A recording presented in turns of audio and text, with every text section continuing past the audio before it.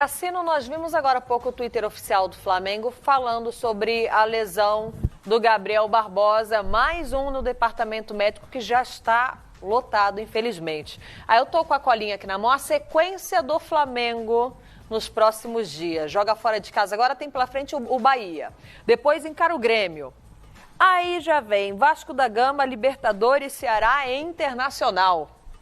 Como mesclar isso aí para tentar esvaziar o departamento médico, não perder a disputa no Campeonato Brasileiro, focar na Libertadores, que virou obsessão do Flamengo também? Só uma antes do Cassino falar, esse jogo do Ceará é dentro ou é fora de casa? Na casa do Ceará. Ou seja, tem viagem, quer dizer, tem aqui tá a confirmar.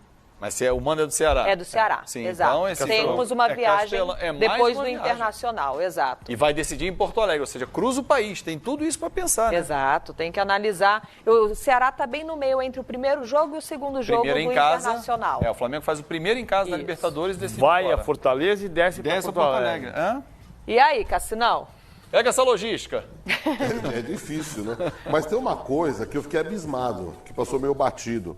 Depois da recuperação do Arrascaeta, desculpe, ele teve uma lesão grau 2, era para ficar um tempão fora e já estava à disposição, o departamento médico do Flamengo, de repente, consegue fazer mais alguns milagres, como conseguiu fazer com ele.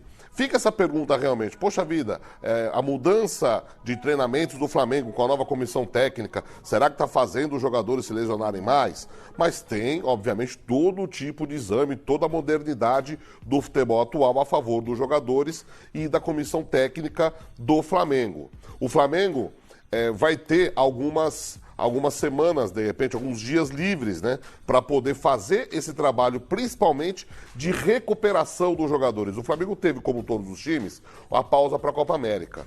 Os jogadores descansaram e treinaram muito. Alguns deles estão se lesionando. Eu acho que isso é uma enorme coincidência. Eu não acho que isso é por conta da mudança de treinamento, por conta principalmente da mudança da comissão técnica do Flamengo. Até porque a gente só vê essas imagens assim, ó.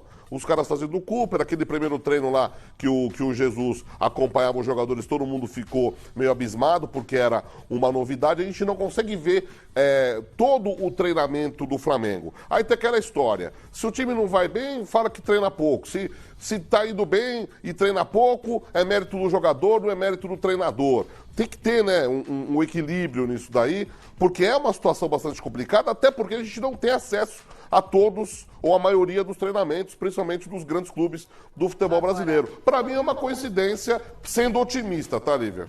Boa, não, mas agora a gente segue analisando um pouquinho mais a logística, porque você citou que o Arrascaeta voltou até mesmo antes da hora, mas ficou nítido no segundo tempo que ele voltou abaixo do que ele pode apresentar. E o próprio Jorge Jesus, né, PVC e Cassino, disse que não tem como o time manter a mesma intensidade do primeiro, porque não são jogadores de videogame. E o Flamengo precisa dessa intensidade no Campeonato Brasileiro, mas precisa pensar na Libertadores. Como mesclar aí para não perder a briga do Brasileirão e não chegar com um time muito desfalcado contra o Inter? Vamos voltar para um ponto. É muito provável que o Arrascaeta não jogue contra o Bahia. Sim. Porque o Jorge Jesus, na semana passada, depois do jogo contra o Botafogo, deixou claro que se jogasse uma parte do jogo contra o Emelec como jogou, seria um risco, seria no esforço. Então ele volta e termina a preparação. Você pouparia um Rafinha? Pouparia o Rafinha. Faz a estreia do Felipe Luiz, vamos poupar o Rafinha. Eu acho que o time não tem um time anunciado. Eu montei um time no meu blog hoje, que é um time provável, com Diego Alves, Rodinei, Tuller, Pablo Mari e Felipe Luiz.